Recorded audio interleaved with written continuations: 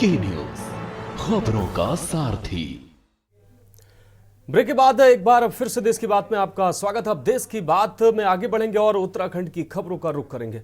रुड़की के आदर्श नगर में समाजसेवी चेरब जैन की तरफ से द्वितीय निःशुल्क मेडिकल कैंप का आयोजन किया गया, जिसमें बड़ी संख्या में लाभ उठाने के लिए क्षेत्रवासी पहुंचे। शिविर का उद्घाटन सीओ रुड़की नरेंद्र पंत, डॉक्टर विनय गुप्ता और कार्यक्रम संयोजक चेरब जैन ने संयुक्त रूप से फीता काटकर किया। इस दौरान समाजसेवी चेरब जैन ने कहा कि निःशुल्क मेडिकल कैंप में देहरादून, हरिद्वार, रुड़की से प्रतिष्ठित अस्पतालों के डॉक्टर कैंप में शामिल हुए। उन्होंने कहा कि पूरे नगर के हर 40 वार्ड में शिविर का आयोजन किया जाना है, जिसमें यह द्वितीय शिविर है।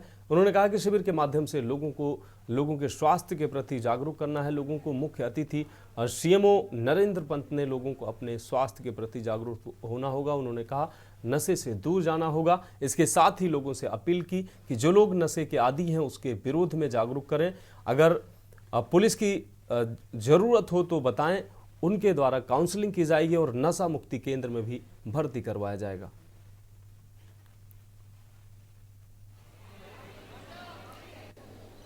बहुत हर्ष हो रहा है, बहुत खुशी हो रही है देख के कि लोग जागरूक हो रहे हैं, लोग अपने घरों से निकल के आ रहे हैं अपनी सेहत की ध्यान रखने के लिए। कोशिश यही है कि निःशुल्क हम लोग दे पाए। जो जांचें हैं, छोटी छोटी जांचें जो बड़े मुद्दे बन जाते हैं बाद में जाके, लोग उनके प्रति जागरूक हो और आके कराएं, इलाज कराएं।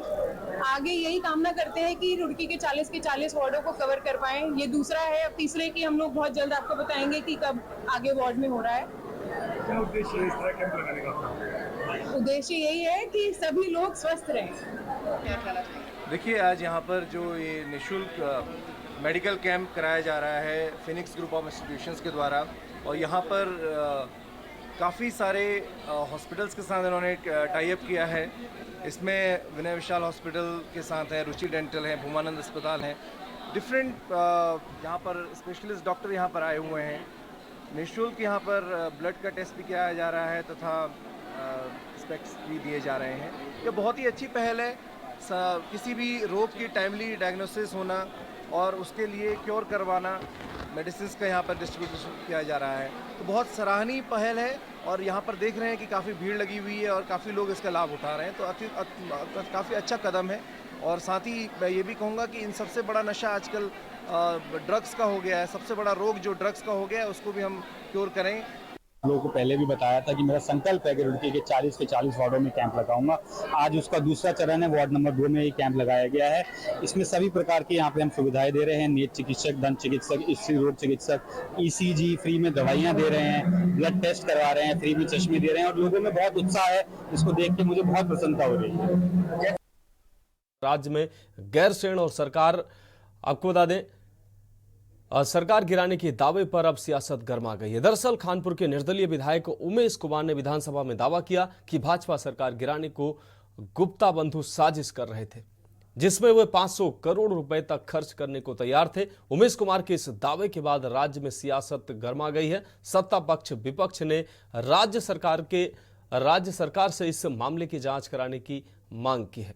इस बीच गैरसैंण के मुद्दे पर भी सियासी बयानबाजी का दौर शुरू हो गया है। दरअसल पूर्व मुख्यमंत्री हरीश रावत ने दावा किया है कि वह मुख्यमंत्री रहते हुए गैरसैंण को अस्थायी राजधानी बनाना चाहते थे, लेकिन विजय बहुगुणा समेत कांग्रेस छोड़कर जाने वाले अन्य नेताओं ने इसका विरोध किया। वहीं हरीश रावत के इस आरोप पर कैबिनेट मंत्री सुबोध उनियाल ने पलटवार करते हुए कहा कि हमारी पार्टी से अलग होने के बाद 1 साल बाद तक हरीश रावत मुख्यमंत्री रहे। हरीश रावत चाहते तो गैरसैंण को स्थायी राजधानी बनाने के संबंध में निर्णय ले सकते थे। आज इन्हीं मुद्दों अब इस रिपोर्ट को आपको दिखाते हैं।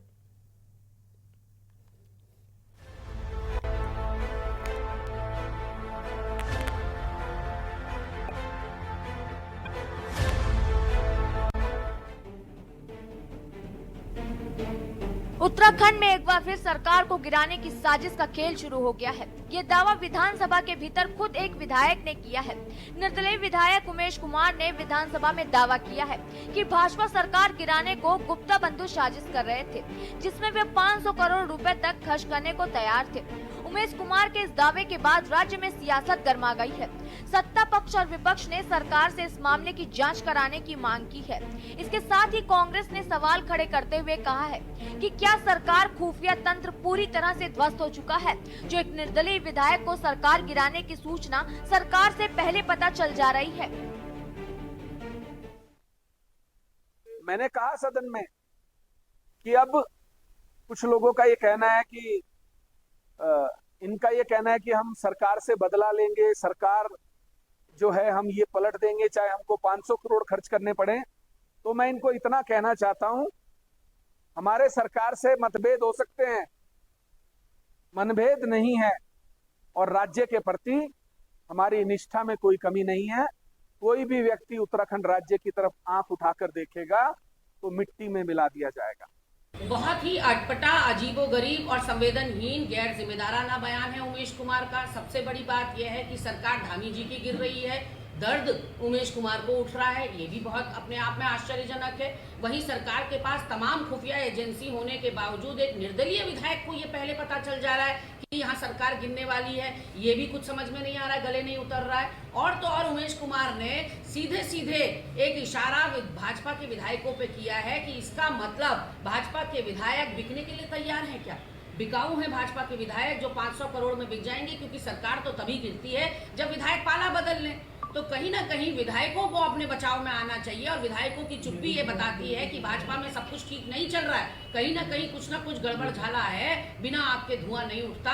और उमेश कुमार का ये बयान सारी उंगलियां भाजपा के विधायकों पे खड़ा करता है कि वो सेलेबल हैं, वो ऑन सेल हैं, इसलिए सरकार गिरने की पूरी सुगबुगाहट है। और मिट्टी में मिलाने की जो बात उन्होंने कही है, तो कहीं ना कहीं ऐसा लग रहा है कि एक निर्दलीय विधायक के आवरण में उमेश कुमार सीधे सीधे भाजपा के लिए काम करते हैं। ऐसी जो लोकतंत्र की स्तंभ है, वहां पर कोई भी बात हो तो वो गंभीरता से होनी चाहिए। वो चौराहा भाषण का अड्डा नहीं है, एक एक शब्द का मूल्य होना चाहिए। मैं इस बात से सहमत हूं कि विधानसभा में एक भी बात उठी है उसका पूरी ताकत के साथ उसको प्रमाणित होना चाहिए, नहीं तो किसी को जो चाहे बोलने की छूट नहीं होनी चाहिए। और यदि ये घटना है तो उसको हर कीमत पर उसका खुलासा होना ही होना चाहिए, और एक निर्धारित समय में होना चाहिए। आपको लगता है सरकार को इस मामले में गंभीरता से जांच करनी चाहिए, क्योंकि बहुत गंभीर आरोप है। मैं ये कह रहा हूँ कि जिसने बोला है उसको भी साबित करना चाहिए, सरकार को भी जांच करनी चाहिए। नहीं, मैं पहली बात ही कह रहा हूँ। और फिर गवर्नमेंट को भी पूछना चाहिए, बताओ भाई हाउस में अगर आपने बोला, हाँ, क्योंकि हाउस को हल्केपन से नहीं ले सकते। वही जहां राज्य में गुप्ता बंधु की ओर से सरकार गिराने की साजिश पर सियासी बवाल मचा हुआ है, तो वहीं दूसरी ओर राज्य में गैरसैंण के मुद्दे पर सियासत बयानबाजी फिर से शुरू हो गई है। दरअसल पूर्व मुख्यमंत्री हरीश रावत ने यह दावा किया है कि वे मुख्यमंत्री रहते हुए गैरसैंण को स्थायी राजधानी बनाना चाहते थे, लेकिन विजय बहुगुणा समेत कांग्रेस छोड़कर जाने वाले अन्य नेताओं ने इसका विरोध किया। वहीं हरीश रावत के इस आरोप पर कैबिनेट मंत्री सुबोध उनियाल ने पलटवार करते हुए कहा कि हमारे पार्टी से अलग होने के 1 साल बाद तक हरीश रावत मुख्यमंत्री रहे। हरीश रावत चाहते तो गैरसैंण को स्थायी राजधानी बनाने के संबंध में फैसला ले सकते थे।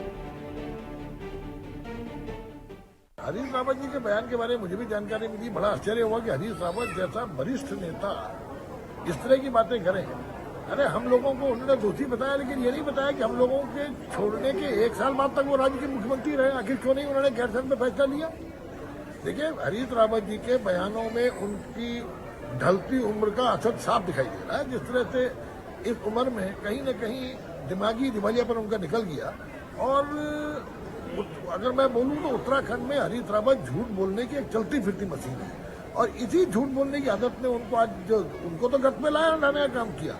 पूरे उत्तराखंड के अंदर कांग्रेस को अगर किसी ने आज जमीन के नीचे ले आने का काम किया तो वो केवल हरीश रावत है। और मैं उनको आज फिर सलाह दे रहा हूँ कि अपनी उम्र के कारण उन्हें बानप्रस्थ आश्रम में जाकर के निश्चित रूप से संन्यास ले लेना चाहिए। देखिए, सुबोध उनियाल जी ने अगर हरीश रावत जी को झूठ बोलने की मशीन बताया है, तो सबसे पहले तो सुबोध उनियाल जी को जो है अपने गिरेबान में झांकना चाहिए कि उन्होंने जो है उस पार्टी की पीठ में छुरा भोंक करके भाजपा का दामन थामा, जिस पार्टी ने उनको जो है इस प्रदेश की सियासत में इतना बड़ा रुतबा दिया और उसके बाद उन्होंने जो है पार्टी की पीठ में छुरा भोंका। और हरीश रावत जी तो इस प्रदेश के जननायक हैं, जमीन से जुड़े हुए नेता हैं और विरोधी दल के लोग भी उनका सम्मान करते हैं। और हरीश रावत जी ने गैरसैंण के संबंध में जो भी वक्तव्य दिया है, मुझे लगता है कि उत्तराखंड की जनता भी उससे सहमत है, क्योंकि हरीश रावत जी की सरकार को जिस तरीके से अस्थिर करने का प्रयास हुआ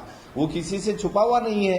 और सरकार अगर स्थिर नहीं होती तो निश्चित तौर पर वो अपना वादा पूरा करते और गैरसैंण को राजधानी घोषित उस कार्यकाल में कर देते, क्योंकि जो भी वहां पर अवस्थापना विकास का काम हुआ है वो तो आदरणीय हरीश रावत जी की सरकार में ही हुआ है। और भाजपा की प्रचंड बहुमत वाली सरकारें अभी तक एक ईंट भी गैरसैंण के नाम पर नहीं रख पाई हैं, इसका जवाब भी तो उनको देना चाहिए। ये राजनीतिक पार्टियों का हमेशा का सुगुफा रहा है। कोई भी राजनीतिक पार्टी के बड़े नेता अपने कंफर्ट जोन से बाहर नहीं आना चाहते। कोई भी राजनीतिक दल का नेता वो सोचता है कि भी पहाड़ी लोग हैं, ये तो कोई ज्यादा विरोध करते नहीं है, पहाड़ों में लगातार पलायन हो रहा है, वहाँ तो जनसंख्या कम हो रही है, तो इसलिए जो मैदानी क्षेत्र में जो लोग हैं और जो अपनी सुख सुविधाएं हैं ये छोड़ करके कोई गैरसैंण नहीं जाना चाहता। इसीलिए ये बड़ा दुर्भाग्यपूर्ण है कि गैरसैंण के बारे में सिर्फ बातें हो रही है। कोई भी व्यक्ति, कोई भी नेता, चाहे वो मुख्यमंत्री रहा हो, पूर्व मुख्यमंत्री रहा हो, वर्तमान नेता, कोई भी गैरसैंण के प्रति संवेदनशील नहीं है। आप लगा लीजिए कि कुछ नेता कह रहे हैं कि अगर हमारी सरकार नहीं गिरती तो हम राजधानी बना देते। तो भाई तुम बताओ ना कि जब सरकार थी तब कौन सा लेटर जारी कर दिया, तब कौन सी घोषणा कर दी आपने? सरकार गिरने में कोई बयान देने का तो कोई दिक्कत नहीं थी। कोई बयान बता दो उस दौरान का, कोई लेटर बता दो उस दौरान की, कोई मीटिंग बता दो कि भाई हमने पार्टी की मीटिंग या सरकार ने एक मीटिंग बुलाई गैरसैंण के बारे में, कुछ नहीं। कुल मिलाकर मानसून की भारी बारिश के बीच राज्य में स्थायी राजधानी और सरकार गिराने के मुद्दे पर सियासत गर्मा गई है। सवाल ये है कि आखिर क्यों सरकार को अस्थिर करने की साजिश की जा रही है? आखिर कैसे सरकारी खुफिया तंत्र को इस साजिश का पता नहीं चला? क्या धामी सरकार इस मामले की जांच कराएगी? सवाल ये भी है कि यदि हरीश रावत ने गैरसैंण को स्थायी राजधानी नहीं बनाया तो आखिर क्यों भाजपा गैरसैंण को स्थायी राजधानी की घोषणा नहीं कर रही है? Uttarakhand desk report. अब रुक करेंगे अगली खबर का। भाजपा ने अपने सदस्यता महाअभियान को लेकर देहरादून स्थित IRDT ऑडिटोरियम में संयुक्त कार्यशाला का आयोजन किया है, जिसमें मुख्यमंत्री पुष्कर सिंह धामी, प्रदेश अध्यक्ष भाजपा महेंद्र भट्ट व पदाधिकारी शामिल हुए। इसको लेकर मुख्यमंत्री पुष्कर सिंह धामी ने कहा कि हमारे संगठन 3 साल के बाद होता है और उन्होंने कहा कि ये संगठन का पर्व है, इसके माध्यम से हम जन जन तक पहुंचेंगे। इसके लिए हमारे पार्टी के पदाधिकारी व कार्यकर्ता जोर शोर से लगे हुए हैं। उन्होंने कहा कि आगामी 2 सितंबर को यह अभियान राष्ट्रीय स्तर पर शुरू होगा और इसके माध्यम से हम अपने संगठन का विस्तार करने का प्रयास करेंगे, जिससे हम केंद्र व राज्य की योजनाओं को उन लोगों तक पहुंचा सकेंगे।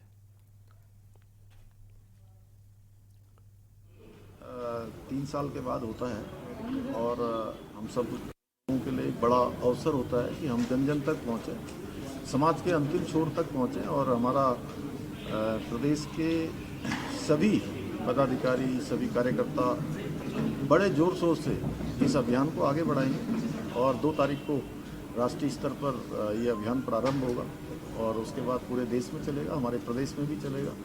हम उन स्थानों तक जाएंगे इसके माध्यम से जहां अभी हमारी पार्टी को और पहुंचना है और हमको विस्तार करना है। हमारा संगठन का भी विस्तार होगा और निश्चित रूप से जहां संगठन का विस्तार होगा वहीं हमारे प्रदेश के लिए भी जो हमारी योजनाएं हैं केंद्र की और राज्य की, उन योजनाओं को प्रचार प्रसार में एक बड़ी सहायता इस अभियान के माध्यम से मिलेगी। उत्तराखंड को कोई लक्ष्य रखा। बात करते हैं अगली खबर की। रामनगर उत्तराखंड के उधम सिंह नगर में नर्स हत्याकांड ने पूरे प्रदेश को और देश को शर्मसार कर दिया। इस हत्याकांड के बाद न्याय दिलाने की मांग को लेकर सड़क से लेकर सदन तक जबरदस्त तरीके से हंगामेदार प्रदर्शन हो रहे हैं। एक बार फिर जनपद उधम सिंह नगर के SSP ऑफिस में महिला कांग्रेस की दर्जनों महिलाओं ने प्रदर्शन किया। प्रदर्शन के दौरान पुलिस और महिलाओं के बीच जमकर धक्का मुक्की भी हुई। प्रदेश महिला कांग्रेस अध्यक्ष ज्योति रौतेला के साथ पुलिस द्वारा बर्बरतापूर्ण व्यवहार किए जाने के विरोध में गुस्साई कांग्रेस ने सड़कों पर उतरने का ऐलान किया। उन्होंने कहा कि इस तरीके से व्यवहार को बर्दाश्त नहीं किया जाएगा। तो हटाओ ना, तो छोड़ो। आज रुद्रपुर में प्रदेश महिला कांग्रेस अध्यक्ष ज्योति रौतेला के नेतृत्व में कांग्रेस की महिला कार्यकर्ताओं ने जो प्रदेश में महिलाओं पे उत्पीड़न के मामले बढ़ रहे हैं, चाहे उसमें रुद्रपुर का मामला हो, यहाँ सुशीला तिवारी का मामला हो या देहरादून का हो, उन सब पर जो है विरोध प्रदर्शन किया। पुलिस ने बड़ी बर्बरतापूर्वक उनकी कमर पे लाठी मारी है, उनके पाँव को ऊपर करके उनको नीचे गिरा दिया गया बैरिकेडिंग पर चढ़ते समय, और जबकि उनकी स्लिप डिस्क भी है, वो चोटिल हुई हैं, उनका उपचार चल रहा है।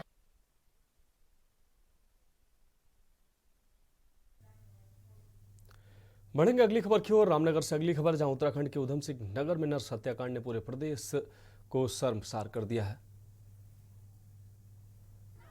हत्याकांड के बाद न्याय दिलाने की मांग को लेकर सड़क पर उतरे सदन से सड़क तक जबरदस्त तरीके हंगामेदार प्रदर्शन हुआ। आज एक बार फिर जनपद उधम सिंह नगर के एसएससी ऑफिस में महिला कांग्रेस की दर्जनों महिलाओं ने प्रदर्शन किया।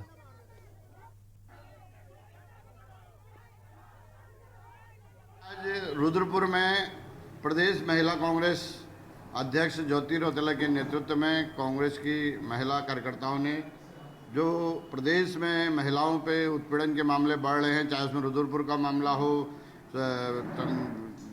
यहाँ सुशीला तिवारी का मामला हो या देहरादून का हो, उन सब पर जो है विरोध प्रदर्शन किया। पुलिस ने बड़ी बर्बरतापूर्वक।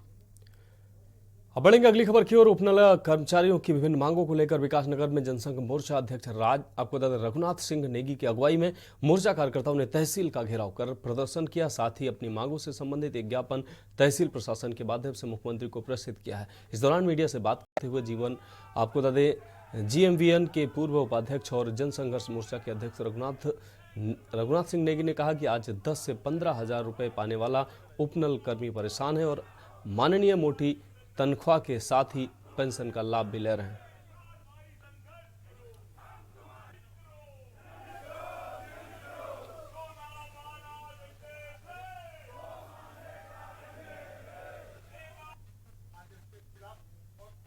उपनल कर्मचारियों के हितों को लेकर के, उनकी नियमितीकरण को लेकर, उनके तमाम लाभ है उनको लेकर के आज जनसंघ मोर्चा ने तमाम हमारे उपनल के साथियों ने यहाँ पर आंदोलन किया।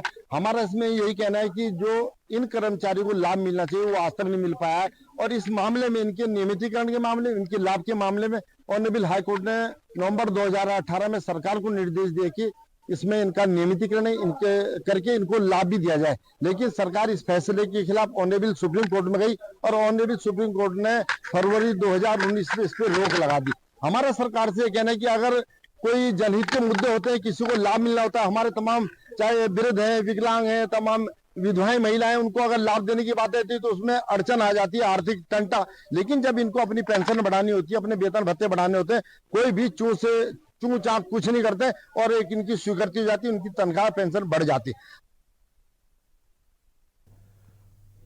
रुक करते हैं अगली खबर का। खबर देहरादून से, जहां राजस्व परिषद उत्तराखंड में एक सीनियर अधिवक्ता से मारपीट का मामला सामने आया है। आपको बता दें, जिसको लेकर अधिवक्ताओं ने सभी ने मिलकर एसएसपी देहरादून को मामले की शिकायत की और उचित कार्रवाई की मांग की है। मामले के संबंध में बताते हुए बार एसोसिएशन के देहरादून के सचिव राजवीर सिंह बिष्ट ने कहा कि सीनियर अधिवक्ता प्रद्युम्न गर्ग पर विपक्षी अधिवक्ता के साथ आए कुछ लोगों ने मारपीट करनी शुरू कर दी। इसके संबंध में एसएसपी देहरादून को शिकायत करते हुए मामले में कार्रवाई की मांग की है। साथ ही इसको लेकर राजस्व कोर्ट में 1 दिन की हड़ताल भी रखी है।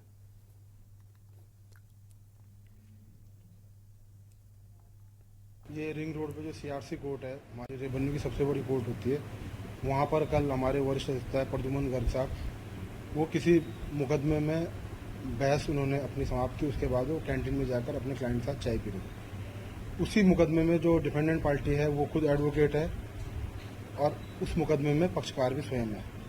तो वो कुछ अन्य लोगों के साथ लेकर वहाँ पर आए थे कैंटीन में, लगभग 2 गाड़ियों में भर के वो लोग आए थे।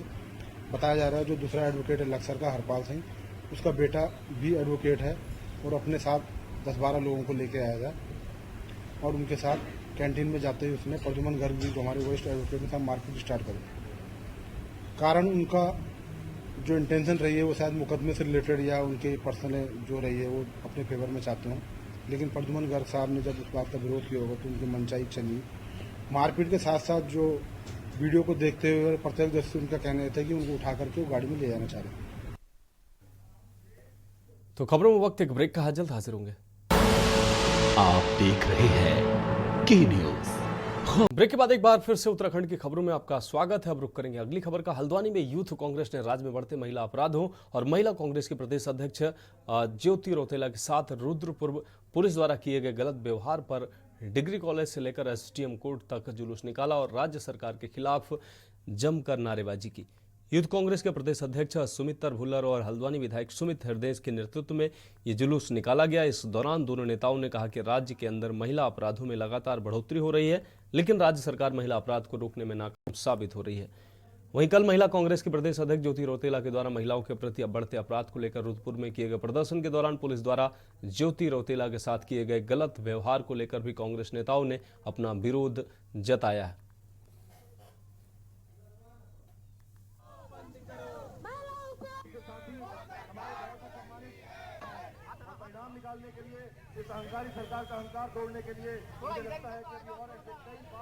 बढ़ेंगे अगली खबर की ओर। उत्तराखंड बार आपको बता दें, हाईकोर्ट बार एसोसिएशन के चुनाव 13 सितंबर को होंगे। मुख्य निर्वाचन अधिकारी वीरेंद्र सिंह अधिकारी ने चुनाव की अधिसूचना जारी की है। इस अधिसूचना के अनुसार 30 अगस्त देकों के भुगतान की अंतिम तिथि होगी, जबकि 2 सितंबर को संभावित मतदाता सूची में आपत्तियां दर्ज होंगी और 3 सितंबर को अंतिम मतदाता सूची प्रकाशित की जाएगी। 4 व 5 सितंबर को नामांकन पत्रों की बिक्री होगी और 6 सितंबर को नामांकन होंगे। 9 सितंबर को नामांकन पत्रों की जांच की जाएगी। मुख्य चुनाव अधिकारी वीरेंद्र अधिकारी ने बताया कि 12 सितंबर को अध्यक्ष व महासचिव पद के प्रत्याशी अधिवक्ताओं की आम सभा को संबोधित करेंगे और 13 सितंबर को मतदान के बाद देर शाम मतगणना के बाद चुनाव परिणाम घोषित कर दिए जाएंगे।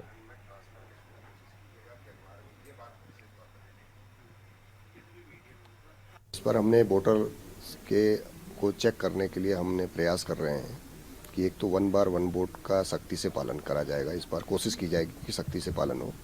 एक अधिवक्ता एक ही जगह वोट डाले, जो बाहर डाल के आया वो यहाँ न डाल पाए। उसके लिए हम कुछ स्टेप्स ले रहे हैं। दूसरा, हम जो वोटर पहली बार वोट डालेंगे उनके लिए एक बार काउंसिल ऑफ उत्तराखंड का एक परीक्षा होती है AIBE करके। कई बच्चे ऐसे हैं, करीब 271 अधिवक्ता ऐसे जिनके वो सर्टिफिकेट है नहीं। तो हम कोशिश करें, हम उसी को परमिट करेंगे जो वो सर्टिफिकेट लेके आएगा, नहीं तो हम वोट परमिट नहीं करेंगे उसको कास्ट करना। तीसरे करीब 96 अधिवक्ता ऐसे हमारे जो उत्तराखंड से बाहर के हैं, जिन्होंने उत्तराखंड में ट्रांसफ़र नहीं करा रखा, या हो सकता है ट्रांसफ़र कराया हो बट हमारे पास उसकी सूचना नहीं हो, तो हम उनको भी सख्ती से रोकेंगे। बिना उनके ट्रांसफ़र के प्रमाण के हम उनको वोट कास्ट नहीं करने देंगे।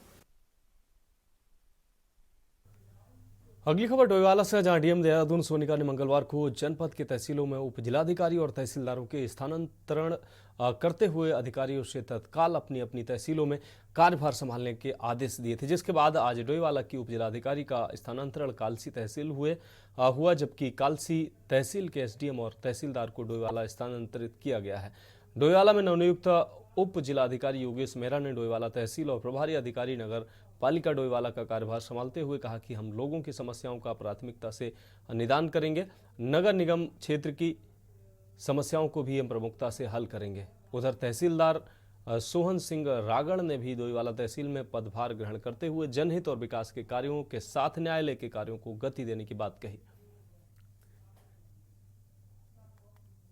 पोस्टिंग उनकी डोईवाला के अंदर है, तो अभी थोड़ा समय भी लगेगा उस चीज़ का, और दोनों ही तरफ से जब तक एक दूसरे का सहयोग नहीं करेंगे तो शायद ये काम आगे नहीं चल पाएगा तहसील परिषद का भी। जिस प्रकार से हम लोग तो घर यहाँ के लोकल हैं तो हर चीज़ को जानते भी हैं, तो दोनों तरफ से सामंजस्य। और दूसरी बात यह है कि जो पत्रावलियाँ काफ़ी समय से लंबित पड़ी है, क्योंकि बीच में लोकसभा चुनाव का समय था तो पूरा तहसील प्रशासन वहाँ व्यस्त था। बीच में 2.5-3 महीने वो काम नहीं हो पाया, उसके बाद तुरंत बरसात लग गई। बरसात में भी तहसील प्रशासन कहीं बाढ़ में व्यस्त है, कभी कहीं है।